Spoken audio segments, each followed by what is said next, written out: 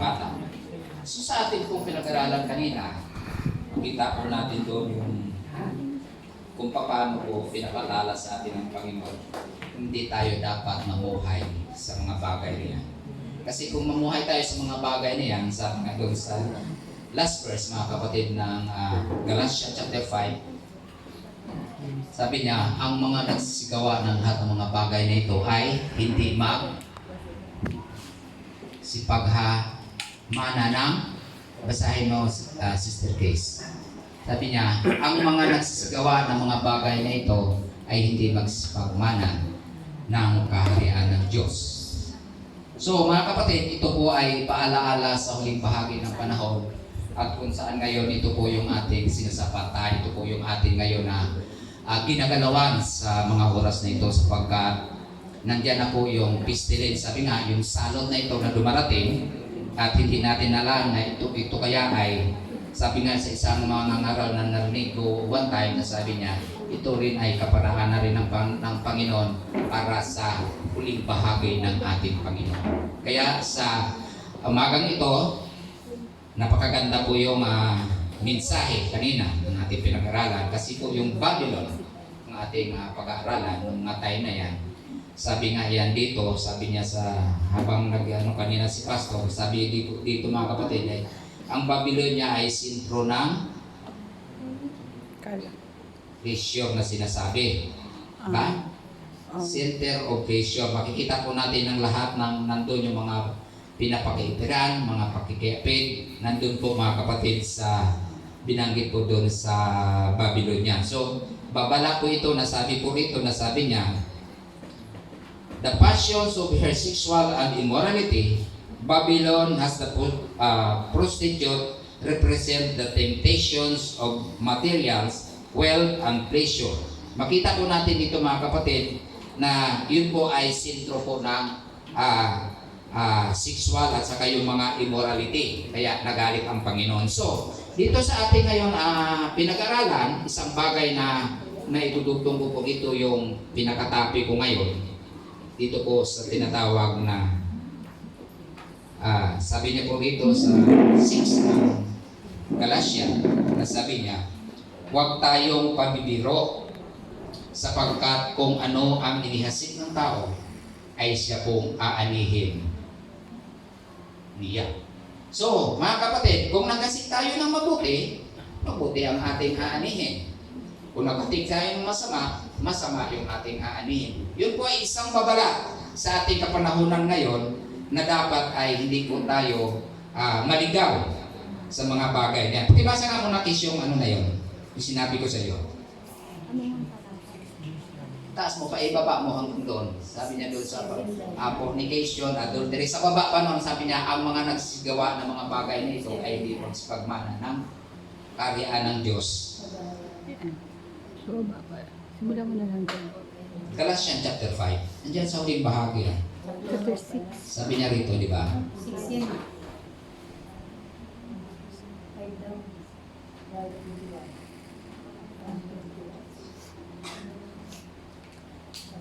5:21. Envy, drunkenness. Sige, basahin mo.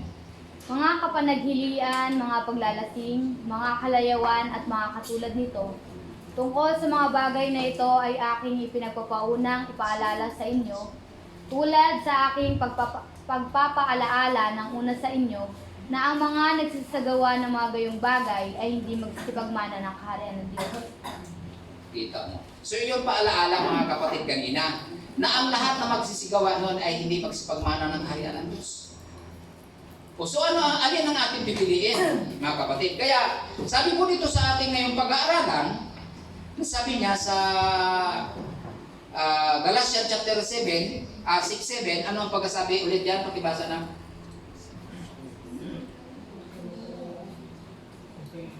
Huwag kayong padaya, ang Diyos ay hindi napabibiro, sapagkat ang lahat ng inihasik ng tao ay siya namang aanhin niya. Yun. Huwag daw tayo magbibiro. Ang pagkakasabi nga dito sa English, deceive. Sabi nga dito, do not be deceived, God is not mocked. For whatever one sow, that will be also reaped. So makikita po natin mga kapatid na kinakailangan, sabi niya, huwag tayong padaya. At kung ano mga bagay ang nadadaya sa atin, sa inyong palagay, ano kaya ang mga bagay na dinadaya tayo? Baka may mga bagay na isang bagay na dumadaya sa atin, ano ito? At sabi niya rito, huwag tayo, sabi niya, magpadisido, o kaya magbibiro dito. Sapagkat kung ano ang iniasik mo, siya mong aanihin. May mga talata nga kung hiniasik ka sa buhay, buhay na walang hanggang iyong mamanahin. Kaya ito, warning sa mga taga-Galasya. Focus muna tayo sa taga-Galasya. Bakit kaya nabanggit ito ni Apostol Pablo, mga kapatid? Sa mga taga-Galasya. Basahin po natin yung Galatians chapter 6. Makikita po natin unang-una. Mga kapatid, kukunin natin itong pinakabuod ng ating pag-aaralan. Mga kapatid, kung sino man ay masumpungan sa anumang pagsuway, kayo mga nasa Espiritu ay inyong papanumbalikin ang gayon sa Espiritu ng kahihinan na iyong pagawariin ang iyong sarili, ikaw naman ay matukso. So ibig sabihin, ito'y paalaala mo na, sabi niya mga kapatid. Sino man sa inyo masumpungan ng anumang pagsuway, kayong mga nasa Espiritu. So mayroon po tayo tinatawag yung mga pagsuway. Tayo daw sa Espiritu, papanumbalikin natin ito. Pero hindi basta-basta lalapit dito yung mahina ang kanyang pundasyon. O siya rin ay kalakit dito ng mga nadisip o kaya natukso. Hindi siya pwede magtulong dito. Kasi ang makakatulong lamang dito, sabi niya rito, yung mga mature Christian, magpaalaala. Kasi kapag tayo ng papaalaala na mahina din, ikaw maaari din na ikaw mga kapatid ay mahawa. Amen? Sabi niya kasi kung anong iniasip siya mga anihin eh. So kinakailangan magiging, tayo ngayon, magiging mapagbantay. Humihiling tayo ng isang pagkakataon, hinihiling isang pagkakataon, makita natin ang ating kapatid na ito nandun na sa time na yan. For example, ang bata ang pupunta doon, sabi, palagay natin, pupunta doon si Lucas. Paalalahanan ito, walang ano yan eh. Wala siyang alam. Sasabihin na siya, dito, sumama ka dito. Maganda ito. Automatic, makuha nila yung tawag nito, kaisipan ng bata. Kaya dito, ang papaalaala niya rito, na kinakailangan yung may mature bilang isang Kristiyano na pinapalahanan na sabi niya, huwag kayong mapagbibiro. Hindi biro-biro mga kapatid itong ating paglilingkod sa ating kapanahunan ngayon. Kasi dito unang-una, ipinapaalaala dito ng ating Apostol Pablo. Inihambing niya ito sa isang tao na kung ano man ang kanyang itinanim, siya nang aanihin. Kasi napakagulo itong panahon ng Galasya. Pinaalaala niya rito sa chapter 2 na sabi niya, pakibasa na. Mga galahan kayo ng mga pasanin ng isa't isa, at tuparin ninyong gayon ang kautusan ni Kristo. Yun, isa pa, magdalahan yan sa pasanin sa isa't isa. Ang problema, hindi tayo marunong makidala eh. Ay minsan, inuusig pa natin, tinutuligsa pa natin eh. Diba? Minsan kasi pastor lang sumbungan, iba parang siyang bangko, dinidilibiran eh. Deposito. Ang problema kapag bigat na hindi nakakayanin ni pastor sa kanyang edad ngayon, minsan hindi tayo mapansin ni pastor. Ay kung medyo matindi-tindi rin magsalita yung pastor natin, bigla tayo kaya sa sobrang bigat na kanyang dinadala sa mga nakikita sa loob ng iglesia at bigla sasabihin siya ni pastor, harap-harapan yung review ka, sabihin kaya sa atin ni pastor, ikalalakas pa yung kapatid o yung katitison. Diba? Kasi minsan hindi na makakayanin ni pastor eh. Ang problema sa iglesia, ngayon kung dideposit pa, dadalhan pa natin siya ng problema at ano siya hindi nakakayanin, mamaya sabihin sa'yo ni pastor, buti nga, hindi pa nasabi. tumigil ka na kapatid, kung kismis lang idadalhin mo rito, huwag ka na magdala. Diba? Kapag direview tayo pa rin ni Pastor, di ba masakit? So kaya ang sabi niya rito, magdalahan kayo ng pasalit sa isa't isa. Hindi tayo na kinakailangan na kapag sinumbungan ka, sabi nga, nag-illustrate niya kanina si Pastor eh. Kausapin niyo isang kapatid, hindi ka dito kapatid. Si kapatid nito, si David, ako, makachismos yun. Diba? Huwag tayo dyan kay David, alam mo na yan. Oh. Isa naman, oo nga no, tutugtungan ngayon. O pare-parehas na sila ngayon naloko. Para sa sila na-deceive, instead na magbigay ng kalakasan. Amen. Bumagsak na. Lalo bang napakapakat si David, lumpo na nga eh. Diba? So, ibig sabihin mga kapatid, kinakailangan, marunong tayo sabi nga rito, magdalahan. Diba? Mayroong mga bagay minsan, ako minsan naano ko rin minsan yung doon sa Bagong Silang. Kahit ano ng klaseng paalaala. Ha? Minsan, pagkarinig, yung sinasabi na Zimbabwe. Alam mo ba yung Zimbabwe? Zimbabwe. Pagkatapos mag-Zimbabwe, walang naintindihan.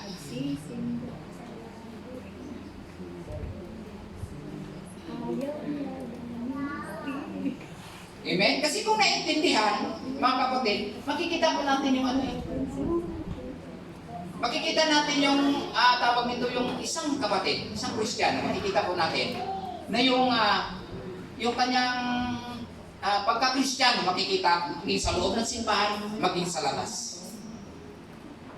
Pag sinabi kasi rito mga kapatid, sabi po rito ng writer ng Galatia, Apostol Pablo, ang pagpapaliwanag dito ng isang tagapagpapaliwanag na sabi niya rito, sabi niya, sabi niya rito, you who are spiritual, sabi niya, this does not refer to an elite class of Christian. It's described matures and experienced Christian.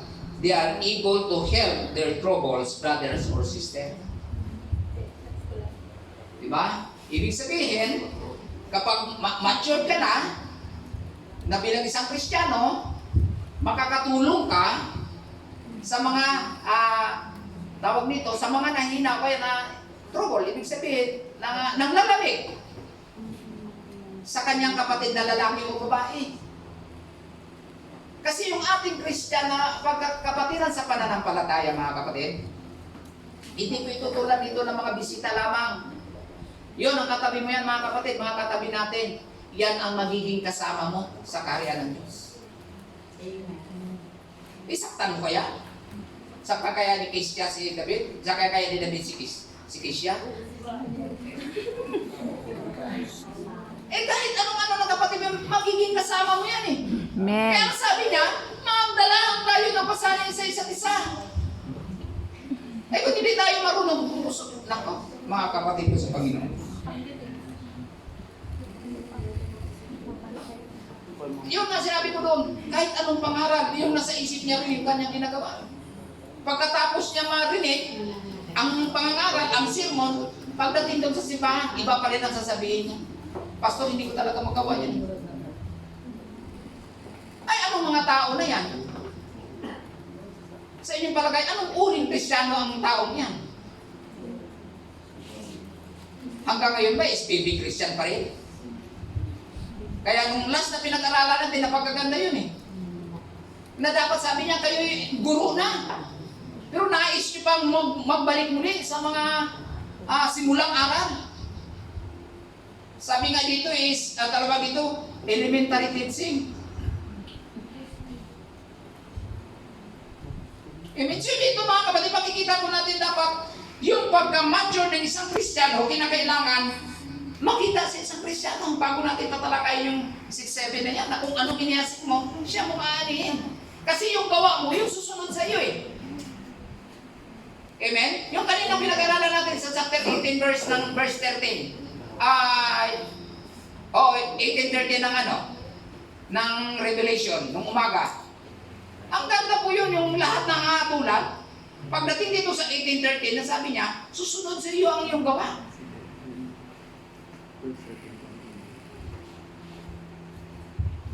Amen? Pakibasa ngayon na Keisha. Pakibasa ngayon anak, importante yun. 8:13.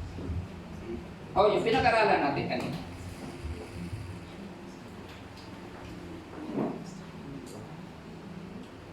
o 18:30? 18:13.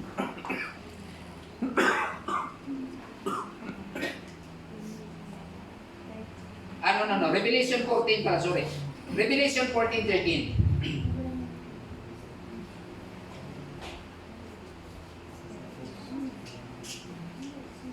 At narinig ko ang isang tinig na mula sa langit na nagsasabi, isulat mo, mapapalad ang mga patay na nangamamatay sa Panginoon mula ngayon. Oo, sinasabi ng Espiritu, upang sila ay magpahinga sa kanilang mga gawa, sapagkat ang kanilang mga gawa ay sumusunod sa kanila. Pero doon mga kapatid, sa previous na verse, mula sa 1 hanggang 13, makikita mo yung kung anong klase uri ng tao ito. At pinaanina kung anong klaseng tao ito. Na sila, sabi niya, naghugas ng kanilang pangakamay. Hindi sa awa sila sa mga babae.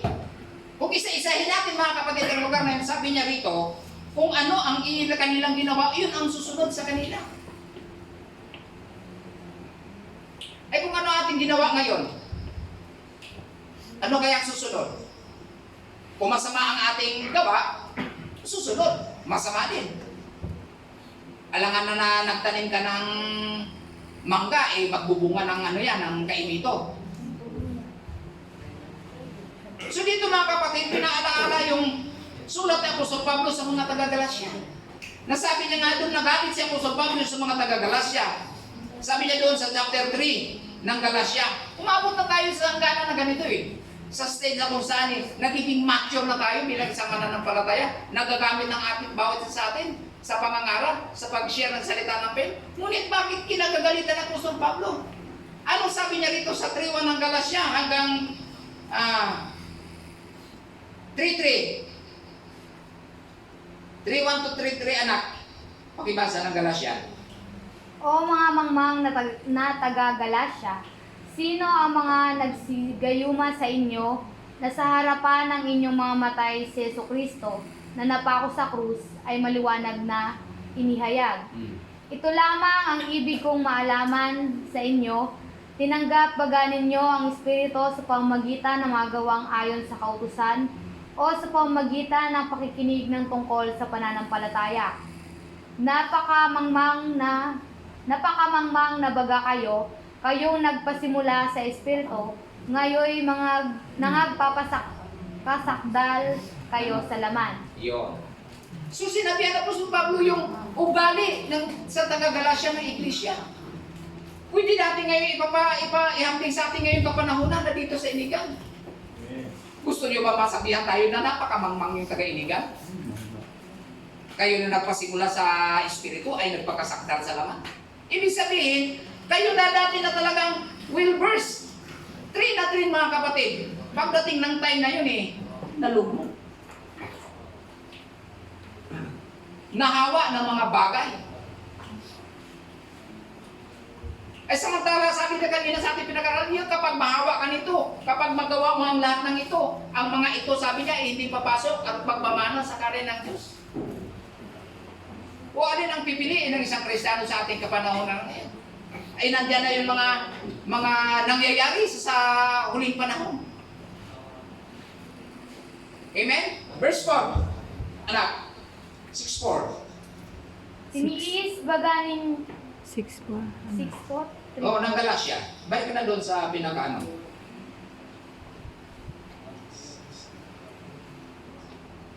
Ngunit siya sa atin ng bawat isa ang kanyang sariling gawa, at kung magkagayon ay magkakaroon siya ng kanyang kapurihan tungkol sa kanyang sarili lamang at hindi tungkol sa kapwa. Iyon. Sabi niya rito, subukin ninyo ang iyong sariling gawa. Magkaroon lamang tayo ng kapurihan kapag makita natin ang ano sabi niya? Sabi niya, ngunit siyasatin ang bawat isa ang kanyang sariling gawa. At kung magkakayo ay magkaroon siya ng kanyang kapurihan tungkol sa kanyang sarili lamang at hindi tungkol sa kapwa. Pinasisiyasat yung ating sarili.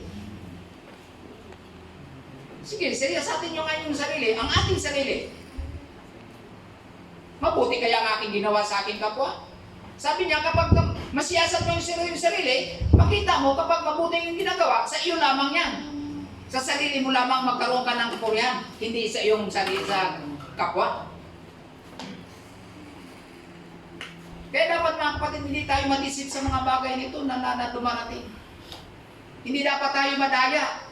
Pinaalala na kanina sa Babylonia na sentro ng lahat ng sexual at saka immortality. Kaya sila bumagsak, kaya nakita doon sabi niya sa isang oras lamang bumagsak. Mga kapatid, kung ano ang ating itinanim, siya po ng ating aanihin. Chapter 5, verse 5 pala. Sapagkat ang bawat tao ay magpapasan ng kanyang sariling pasan. Ito pa siguro ang dapat natin mga kapatid malaman. Yung pagpapasan. Sabi niya, magpapasan tayo ng sarili nating pasan.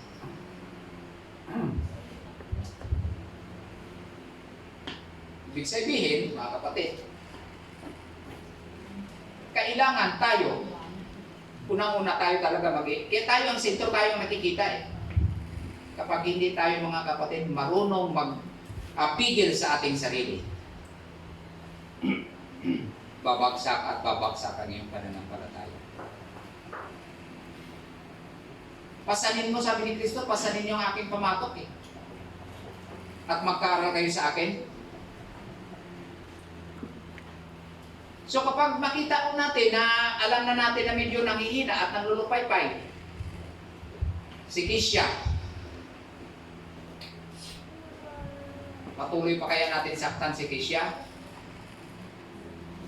Patuloy pa kaya natin saktan ito si David?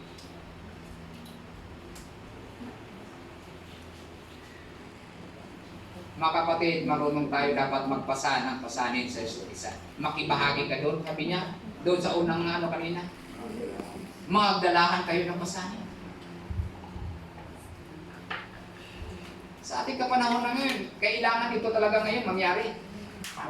Kasi hindi ka magtatagumpay bilang isang Kristiyano kapag hindi ka marunong magpasan ng pasan ng iba. Makiramay kayo.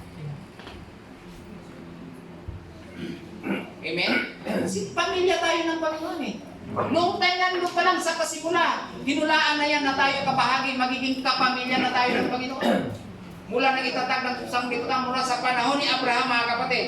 Pakibasa sa Genesis chapter 17 verse 7. Pinili na ng Panginoon yan. Nagiging kabahagi na tayo doon sa pakikipagtipan ng Panginoon sa kay Abraham. Sapagkat tayo mga kapatid ay kapamilya ng Diyos. Amen. Amen? Amen. Sige, magsagot yan, hindi ka pamilya ng Diyos. Kapag hindi ka ng pamilya ng Diyos, wala ka rito. Kaya ka na rito dahil kabilang ka sa pamilya ng Diyos. Amen.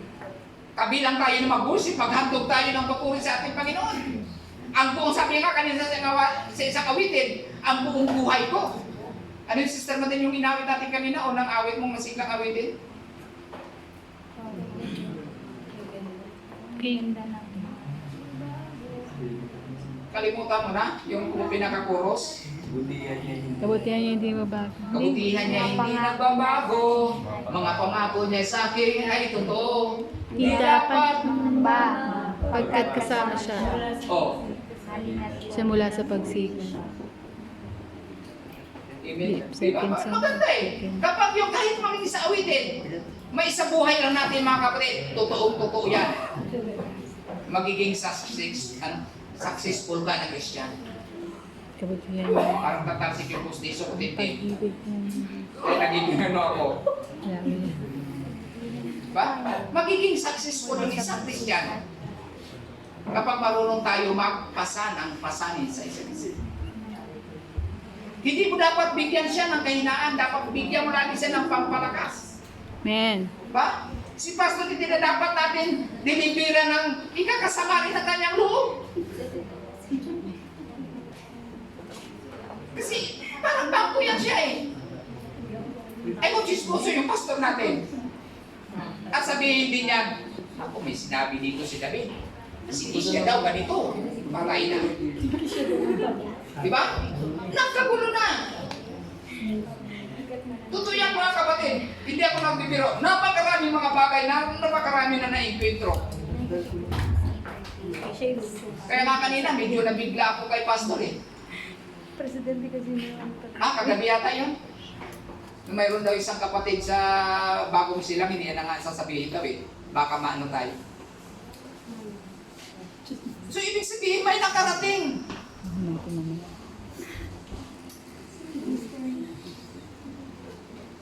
Sa ating mga magulang, may nakarating lang sa iyo na di ba sasama yung loob mo? Amen. May meeting talaga. Tayo mga magulang lang mga kapatid, makarating lang ang isang bagay na mali yung ginawa ng ating anak. Halos papasok pa lang yung anak natin sa pintuan. Kung maaari masingganin mo na para hindi mo makarating sa bahay. Sa inis. Instead na talagang mapayapa ang iyong kaisipan.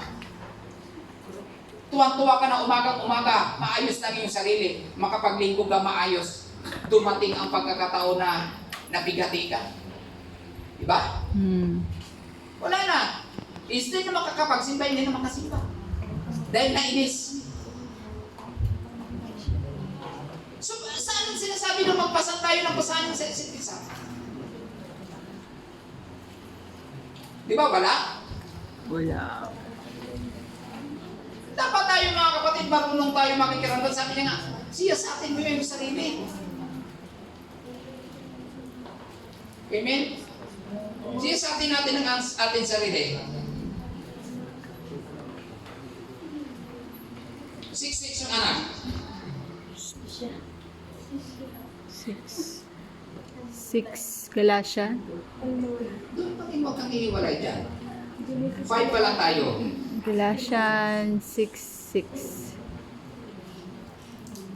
Datapwat ang tinuturuan sa aral ng Diyos ay makidamay doon sa nagtuturo sa lahat ng mga bagay na mabuti. Kita mo? Anong ibig sabihin dyan mga kapatid?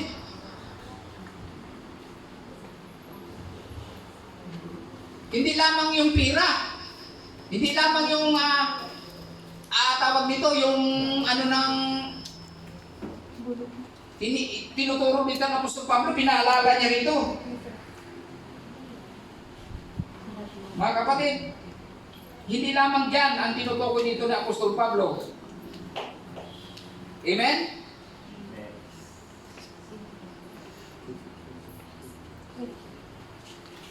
Sapagkat sabi niya rito, ang reference dito ni Apostol Pablo sa verse 6 verse 6 na ito mga kapatid, nasabi niya rito, ang tinuturoan ng aral ng Diyos ay makidamay doon sa nagtuturo sa lahat ng mga bagay na mabuti.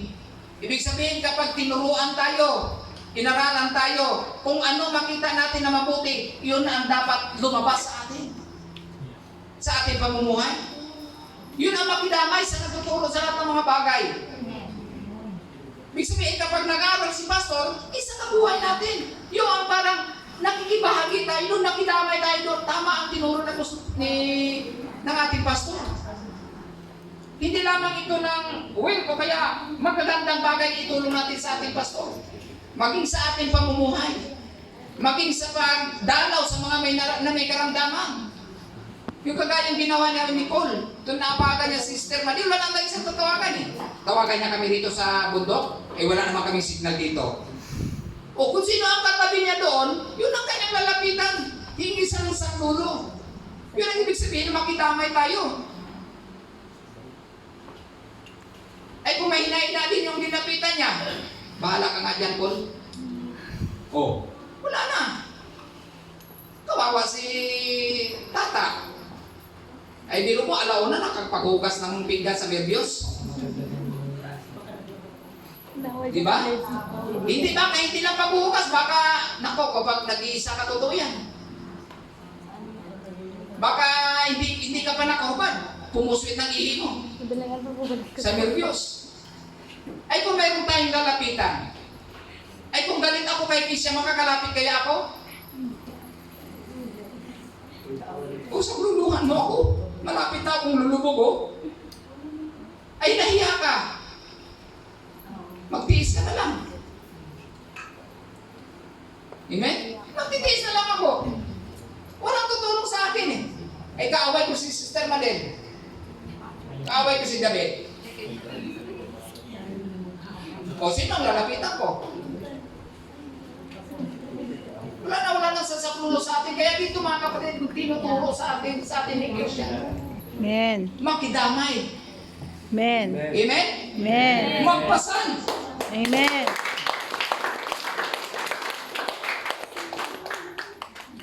Sapagkat yung kinainisan natin kapatid, kasama natin yan. Amen. Amen. Kaya nga sabi ni Pastor, mayroon pa bang natitira dito? Kuskusin na yan, di ba brass na yan? Para naman magiging acceptable ako sa iyo, Panginoon. Mayroon pa kaya akong kaisipan na ganito? Amen? Amen. Purihin ang ating Panginoon.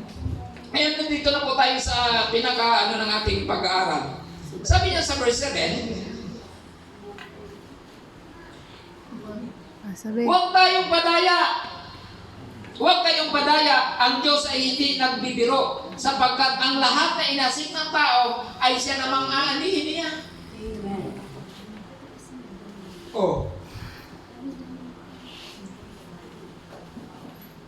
Wala. Nangyari yan doon. Totoo yan, nangyari yan doon sa Bagong Silang.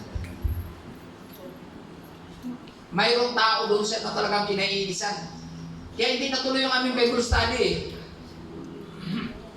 Sabi niya, nandito na yung taong yan. Oh. Anong testimonya? Anong patutuo, mga kapatid? Paano natin maakay itong nasa libingan? Paano natin madala kay Kristo? Ikaw mismo kinaiinisan. Tila 3 linggo lang sunod-sunod kami. Pagdating ng asawa, sabi niya, andito na naman yung taong yan.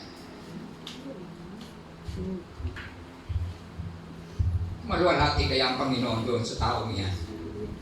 Mga kapatid, sabi niya siya sa atin ninyo ang inyong sarili. Baka sabi niya, magkaroon kapag masiyasap mo sa iyong sarili, magkaroon ka ng kapuran sa iyong sarili lamang at hindi sa iyong kapwa. Di ba? Nasiyasap na kaya ating sarili? O kaya pagkatapos manalamin tayo? Yun ang sabi sa isang talinhaga, na ang galing-galing mo magsaway.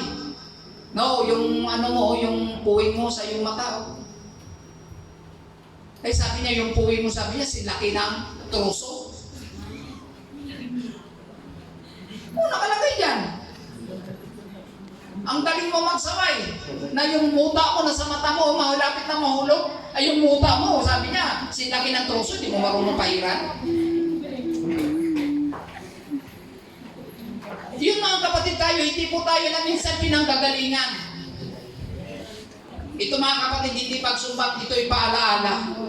Kasama po natin, tayo po ay maglilinis ng lahat ng ating karumihan, ng laman at ng espiritu. Inuutos ng Panginoon niya. Kaya sabi niya sa Ephesians chapter 5, walang sinuman na napupuot kailanman sa kanyang sariling katawan, kundi ito'y kinakandili at minamahal, na gaya naman ni Kristo sa Iglesia. Kinakandili at minamahal. Purihin ang ating Panginoon, mga kapatid ko. Glory to God. Verse 8, sapagkat ang nagasik ng sa kanyang sarili naman ay sa laman mag-aani ng kasiraan. Datapot ang nagasik ng sa Espiritu ay sa Espiritu mag-aani ng buhay na walang hanggan. Amen? Amen. Gusto mo natin? Amen. Mag-aani ng buhay na walang hanggan. Amen. Ang nagasik sa Espiritu, mga kapatid, mag-aani ng buhay na walang hanggan. Ang nagasik sa laman, sabi niya, mag-aani ng kasiraan. Malinaw, mga kapatid, ang talata. Purihin ng ating dakilang Diyos. Magiging kasama, magiging kapamilya tayo ng Panginoon. Nasabi ko, napabasa ko na ba sa iyo yung Genesis kanina, anak? 17. Sabi niya rito, sunod ng mga talata, huwag tayong magpagod sa paggawa ng mabuti, sapagkat sa pagkapanahunan ay magsisipag-ani tayo kung hindi tayo maghihimago. Sabi po dito sa isang talata, yung kanyang pag-aaral, sabi niya rito, Yun na lang closing natin. pinaliwanag dito ng isang tagapagbalangkas ng aklat ng tawag dito Galatia, na sabi niya, Paul refers to reaping has endured the blessings of eternal life that belong to the believers as the result of sowing his life to the eternal. Yung itinanim natin, sapagkat sa palinaw ka ang nagasik ng salaman ay magmamana ng kasiraan, datapot ang nagasik ng sa Espiritu ay mag-aani ng buhay na walang hanggan. Glory to God, purihin ang dakilang Diyos. Last verse. Kaya nga, samantalang tayo ay may pagkakataon, ay magsigawa tayo na mabuti sa lahat, at lalong-lalo na sa kasambahay ng pananampalataya. Ibig sabihin tayo, Amen. hindi dito inirefer to mga sa labas ng simbahan. Inirefer po dito sa loob ng iglesia na magsigawa tayo ng mabuti, lalong-lalo na sa kasambahay sa pananampalataya. Amen. Amen? Yung sabi nga doon, yung hindi nga magawa nagagawa natin dahil doon sa pag-ibig natin, sa pagmamahal natin sa ating kapatid. Yung dati kapag hindi natin magawa, nagagawa natin ito. Dahil doon sa pag-ibig ng Panginoon na minana natin sa Kanya. Ibig sabihin, nakashare tayo. Ibinahagi ng Panginoon sa atin na dapat natin yung gawin yung pag-ibig na ito sa iyong kapwang mananampalataya. Purihin ang ating dakilang Diyos, mga kapatid. So, bibigyan natin ng assurance. Bibigyan natin ito, mga kapatid, yung ating sarili. Yung kapwa nating mananampalataya, mga kapatid. Amen? Purihin natin. Ito na nga, mga kapatid. Kasambahay sa pananampalataya. Sabi niyo po rito, may binanggit po yung ating Panginoon bilang isang kasambahay sa pananampalataya. Sabi niya rito sa Ephesians chapter 2 verse 19. Kung 19 na Ephesians, anak, sundan mo ako. Ay, nakampun ko. Aking Jesus, di ba yun?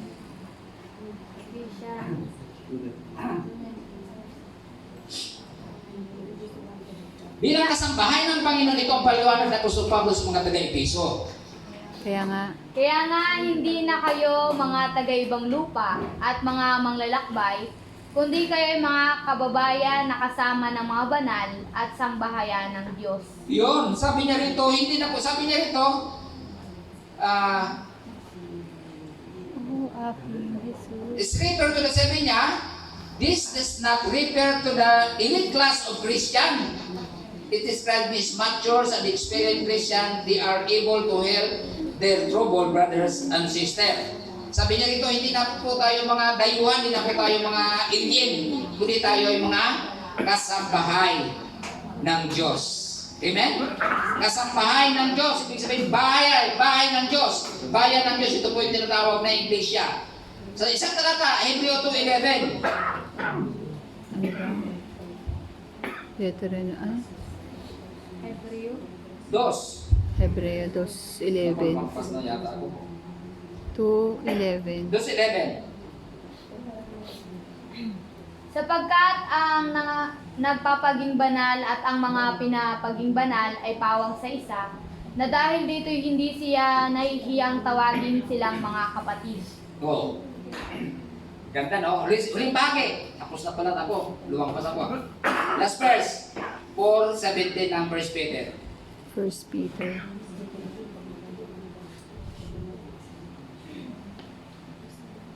Ay 4:7 ba? Ngunit ang wakas ng lahat ng mga bagay ay malapit na. Kayo nga ay mga pakahinahon at mga puyat sa pananalangin. 1 Peter 4:17. 17. Ah,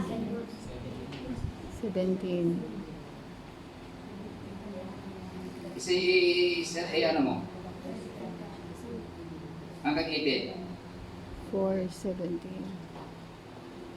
Sapagkat dumating na ang panahon ng pasimula ng paghukom sa bahay ng Diyos, at kung mauna sa atin, ano kaya ang wakas ng mga hindi nagsisitalima sa Ebanghelyo ng Diyos?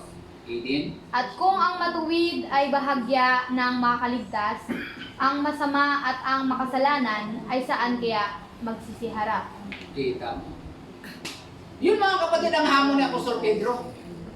Nasabi niya rito, kung ang matuwid ay bahagya ng makaligtas, ang masama at ang makasalanan ay saan kaya magsisiharap? Kung nagpasimula na sa atin ngayon yung judgment sa iglesia, marami na tayong nakikita ng mga nahulog, nagbalik sa dati niya. Ibig sabihin, yung expression natin lagi, nakagbalik loob na. Oo. Ano kaya pinagbalikan ng loob? Yung dating ginagawa na, yung ginagawa niya na ulit.